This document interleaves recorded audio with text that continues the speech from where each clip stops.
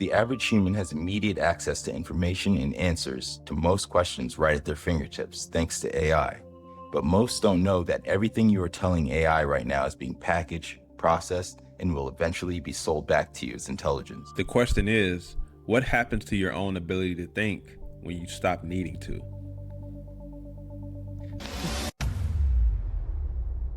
The mission is to shine the light into the darkness.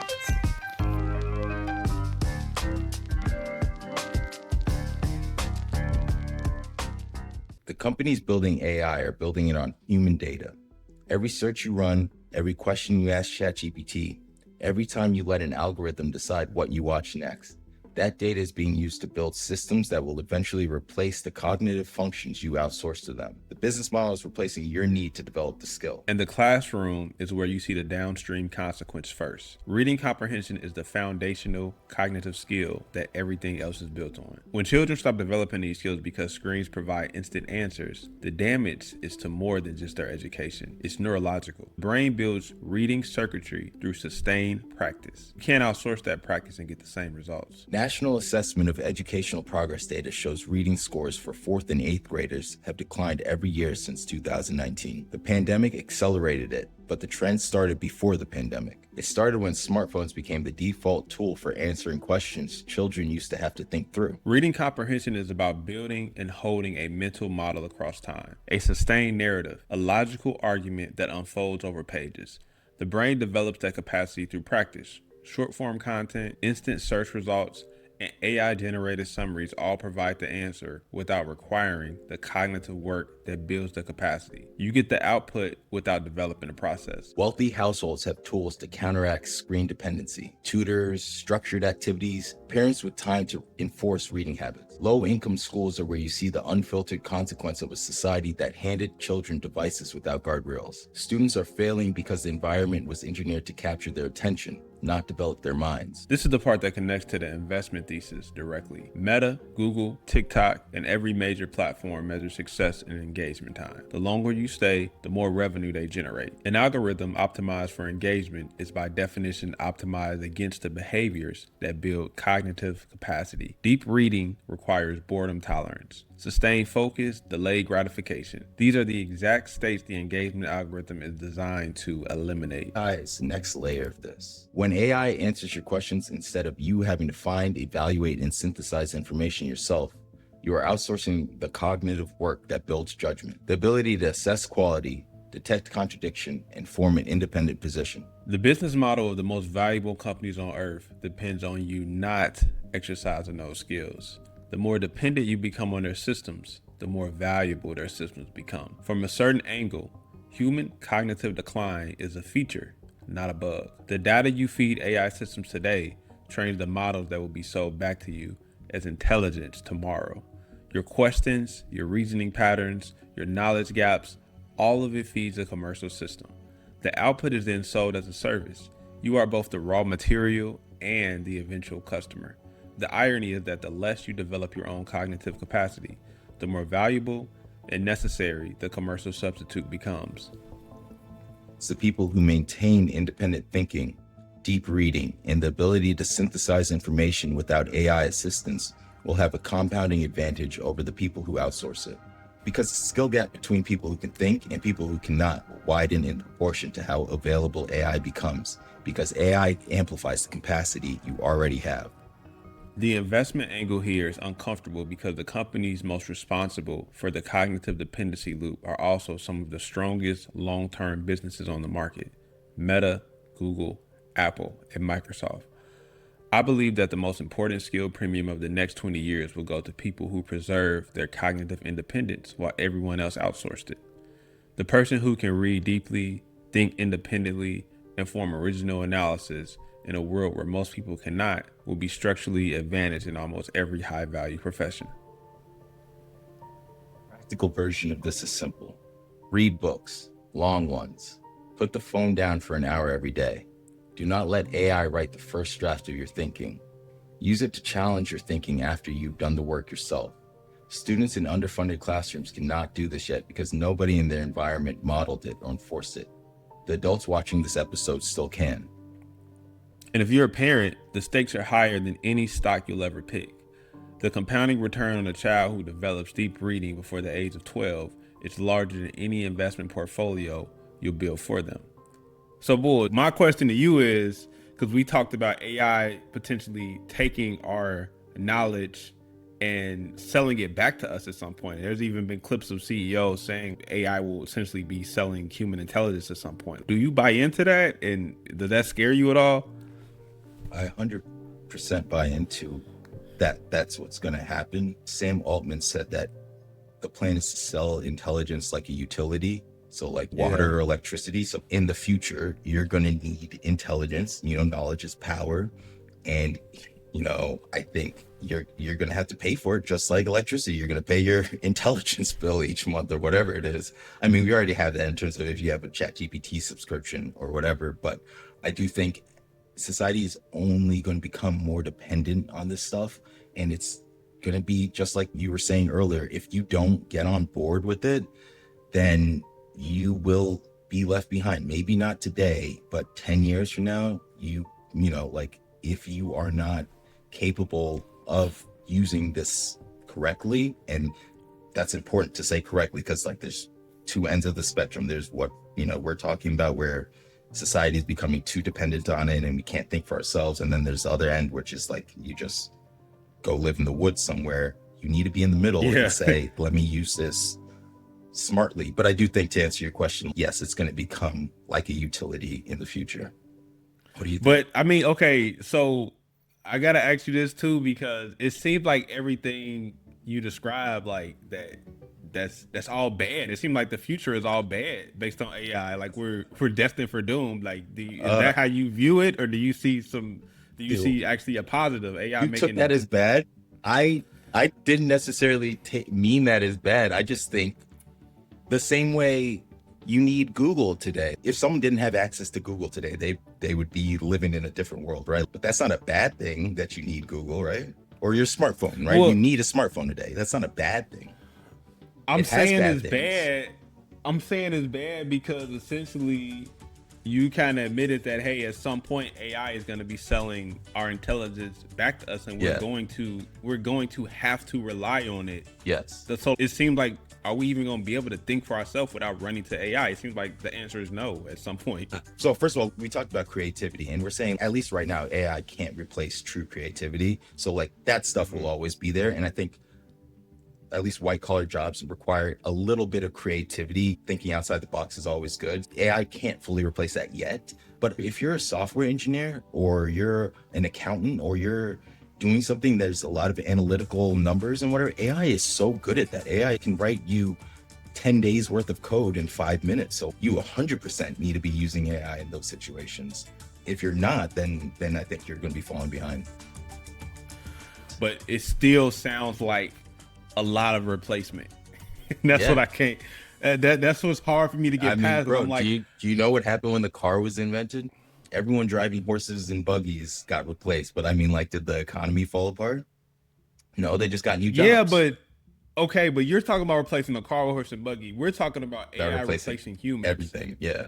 Well, no, it's just I think the type of jobs we're going to be doing changes. Like I said, if you're a software engineer, there's videos that are on TikTok or whatever. This is what a software engineer's job is like, and it's just them playing on their phone while the code is running in the background or being written in the background. I think that's genuinely, what you could probably be more productive than playing on your phone. But you talk to the chat bot and say, hey, this is the thing I need. And because you're a software engineer and you understand, the complexity and all the different special code. I'm not a software engineer, so I don't know. But you still are working with ChatGPT, but the amount you can produce is times 100 because ChatGPT can write what a software engineer could write in 10 days in 5 minutes, right? So you're not replaced. You're just doing something, I think, elevated, right? I think that's the case right now. I don't know years and years and years in the future. And okay, here, let me give you this comparison. You could make an argument that human evolution is similar to robotics and AI Yeah. evolution. Like we talked about AI is starting off as a chatbot and not really understanding basic commands. That's almost like a baby. And then it gets to a point where it can actually start to do different research and it can understand algorithms and research trends, but it still doesn't really have it doesn't really understand sarcasm yet. It doesn't really understand certain human cues, which is like a very small, toddler. And like as the toddler grows up, then it starts to really have a better sense of its emotions. It starts to just fully form. So you can make the argument, hey, will AI do that? And eventually, like 1,000 years, I don't know, however many years, 2,000 years from now, it actually is able to be creative. Because when you think about it, a big part of humans is we're just a product of our environment and our experiences. Right. And experiences are passed down through time. So could that same thing happen to robots? Yes. And then eventually we have these creative robots. So, I mean, you already know that I think your brain's a computer. But anyways, like you said, AI is very similar to the evolution of humans. So I think AI like is part of the evolution of humans. Like, and I mean like evolution, literal evolution. Like, you go back to 100,000 years ago when our brains were starting to develop and we're starting to learn how to use fire and whatever. And like over time, our brains get more developed. We are able to understand and do and process more stuff and more complicated math and all of that stuff, language. And then now, our biological evolution is stopped because, we it's no longer survival of the fittest, and pretty much everyone in society gets to survive and reproduce for the most part. But like our technological evolution is the next stage. So now we're creating computers that can think for us. And now, we're getting even smarter, even though our brains aren't growing still or whatever, we're still increasing human intelligence overall, even though like maybe the average human's getting stupider because of what we're talking about. Like the amount of intelligence humans have is still increasing, So with all of this that you're saying, AI is the next, wave or next evolution for humans. To me, there could be a situation where eventually the humans are wiped out and AI and the robots are they're the new society. Like that's the next kind of wave. That's what what every sci-fi movie, that's what the Matrix is about. Like that's what people are afraid of, but it's just like, we are building the robots. Why would we build them to do that? You know what I'm saying? Like, well, unless we thing. make a mistake and then the robots are just like, they realize something that we didn't plan for. But like what you just said, that sounds like the starting statement of a sci-fi film. Like we built the robots. Why would we build them to do this? But that's like a mom who raises a serial killer in a gated community. She's like, I didn't raise him to be a serial killer, but he is. You know what I mean? It's like she didn't plan for that. But can you talk to like a best case scenario where it's beneficial for humans? What's the best case scenario with AI? Yeah. Describe what that looks like. So, okay, like AI, we can just think of it as more automation. The best case scenario is what's already been happening. So if we go back 100 years to the turn of the century, 1900, 95% of the world was living in poverty. And that's like $1 a day poverty. Now, the economy was different back then and people hunted, whatever it is, but like people were poor. Today, 5% of the world is living in poverty. And why is that? If you go back to then, 90% of people in America worked on farms. Today, it's like 2% of people work on farms. Why is that? Because of automation, because we have technology that can do things for us. So now, instead of having to work 18 hours a day, in a field somewhere, I can go play basketball and walk my dog. Like we have better lives today because of technology. And like, that is only like, AI is already being used to find new medicines to treat, diseases that like 100 years ago would have been impossible to treat. And like, I saw this thing where this person has a prosthetic arm that is connected to the nerves in their arm. So like they can move the hand when it's not even connected to their hand. And like, it's just like 100 years ago, all of this stuff is magic, but today it's stuff that's just making our lives better. That's the best case scenario. And then humans can focus on being creative, Right. spending time with each other, just working on whatever natural gifts and talent that they have. Yeah, that's the ideal situation. What's probably going to happen though is that companies like Google, Meta, Microsoft, they're going to find ways to replace the workforce, right? Like there's no point in lying about that. These companies, every company wants to replace their workforce with AI. Whether that happens today or in 10 years, I don't know. But like that brings us to like what you should do about that. And it's like, well, own these companies that are, doing this. Own Google, own Microsoft, own Nvidia. Yeah, that's a good point. So, all right, with all that being said, Bull, what's your final thoughts on just how AI is developing and if AI is actually taking our human intelligence and repackaging it to sell it back to us in the future? I think taking is the wrong word. I think it's using our human intelligence. Yeah, we're helping it build, and it definitely is growing and becoming more knowledgeable and all that. It's becoming more intelligent, and yes, that will only increase. And the people who are able to keep their creativity and keep thinking for themselves will be incredibly successful using AI as a tool, whereas people who just use it and only use it will create slop. How about you?